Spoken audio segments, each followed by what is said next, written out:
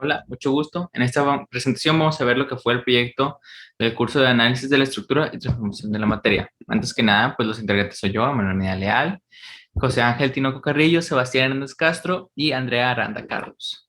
Bueno, iniciando con la situación problema y con una breve descripción es, una compañía automotriz se lanzó una convocatoria para elaborar material audiovisual con el propósito que el público en general conozca el funcionamiento de los autos, pero además también para poder motivar a ingenieros jóvenes a aportar ideas para lograr la optimización de sus componentes.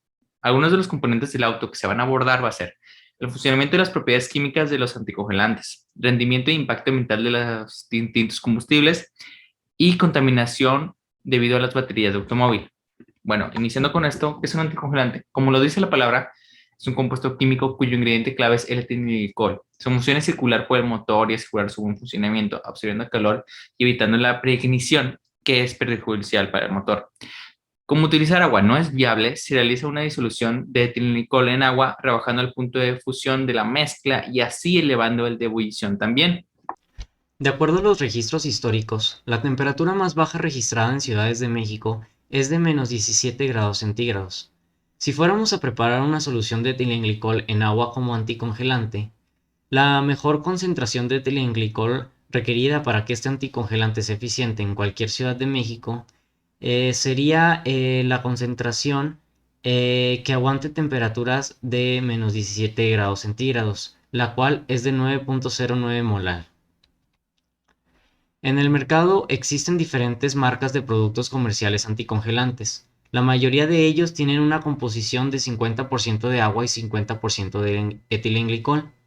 Esta composición se ha seleccionado ya que una concentración de 50% etilenglicol y 50% agua hace que el anticongelante tenga un punto de congelación de -30 °C. Pocos lugares alcanzan temperaturas menores a esta, y al ser una concentración fácil de medir y realizar, 50-50 facilita la fabricación del producto. Es posible saber cuál es la mejor marca comercial de anticongelante para autos viendo las temperaturas ambientales más bajas de tu localidad y país, y de ahí calcular la concentración adecuada para el anticongelante y así también comparar precios.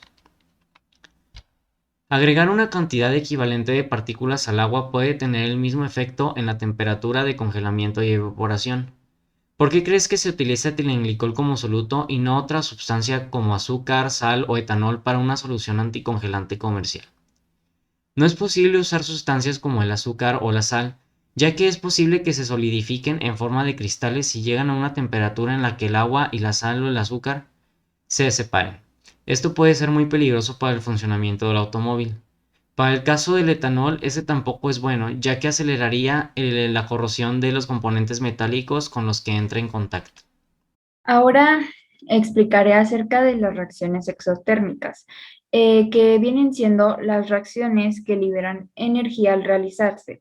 Y generalmente este tipo de reacciones son espontáneas, pero pierden esa cualidad una vez que sobrepasan ciertas temperaturas.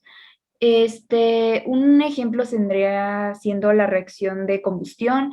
Esto sucede cuando un compuesto orgánico reacciona con el oxígeno y en esas reacciones se produce dióxido de carbono, luz y calor. Otro ejemplo es el bicarbonato de sodio. El bicarbonato de sodio, al ser una base, al tener contacto con un ácido, este produce dióxido de carbono y calor. Y por último está la de oxidación de la glucosa.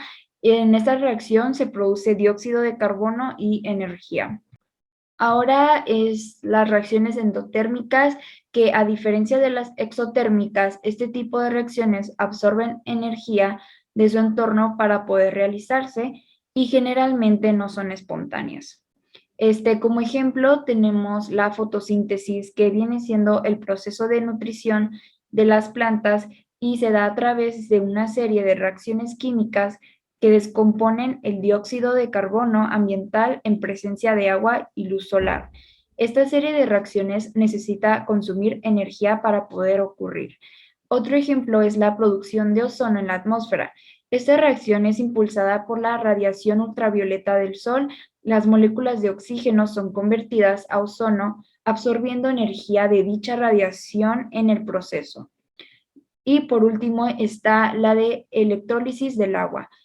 Para separar el hidrógeno y el oxígeno que componen el agua, es necesario añadir energía eléctrica en un procedimiento conocido como electrólisis, en el cual ambos tipos de átomos responden a los polos generados por la corriente eléctrica añadida, se rompe su enlace químico y se consume energía.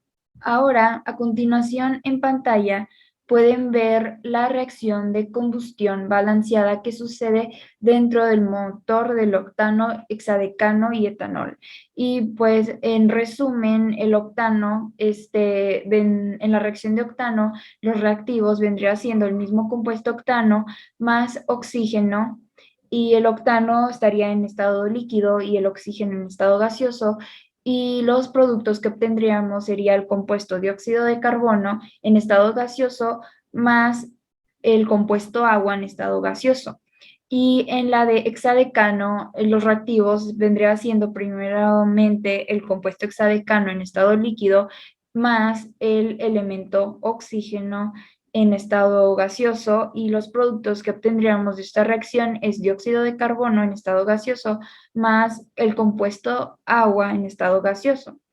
Y por último, el etanol, de reactivos tenemos el compuesto etanol que se encuentra en estado líquido más el elemento oxígeno que se encuentra en estado gaseoso.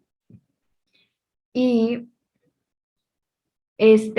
los productos que obtendríamos de esta reacción vendría siendo el dióxido de carbono en estado gaseoso y el compuesto agua en estado gaseoso. La diferencia que existe en estas tres reacciones es principalmente los reactivos, los compuestos no son los mismos, pero todos reaccionan junto con el oxígeno, el elemento oxígeno. Y también otra cosa que difiere vienen siendo la cantidad de moléculas que se producen por cada compuesto y también reacciona de cada compuesto y elemento. Pasamos a las reacciones de descomposición de los alcanos que fungen como combustibles: el octano de 8 carbonos, el etanol de 2 carbonos y el hexadecano de 16 carbonos. Todas estas reacciones son exotérmicas, liberan energía. El hexadecano es el que más libera, sin embargo, no es práctico llevarlo como combustible, ya que requiere de motores especiales, porque al tener 16 carbonos, una cadena muy larga, no se puede descomponer fácilmente. Así que es más común llevar el octano como combustible. Proseguimos a de dónde proviene la energía eléctrica que hace que los autos puedan comenzar y puedan tener sus funciones eléctricas. Todo comienza cuando accionas con la llave, la batería del automóvil se conecta al circuito principal del motor, accionando una bobina y haciendo que se pueda realizar la primera explosión de gasolina en el motor, haciendo que el automóvil avance. Mientras avanza, el alternador convierte la energía mecánica del movimiento en energía eléctrica, permitiendo las funciones eléctricas del automóvil mientras este avanza. Hablando de baterías, las baterías de celdas de plomo ácido funcionan mediante un sistema como el que se ve acá. Una parte negativa, el ánodo, que oxida los reactivos, pues les quita electrones, y una parte positiva, el cátodo, que reduce los reactivos, les añade electrones. Todo esto junto a un puente salino, donde los electrones pueden dar vueltas por todo el sistema, pasando del ánodo al cátodo y viceversa. Reacción reversible. Por otra parte, las baterías de litio sirven para los automóviles eléctricos, que tienen como cátodo óxido de litio y cobalto y como ánodo carbono poroso. Todo esto en una solución de sales de litio.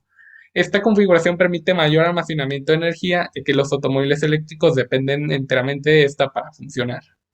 Con esto concluimos nuestro proyecto. Gracias por su atención.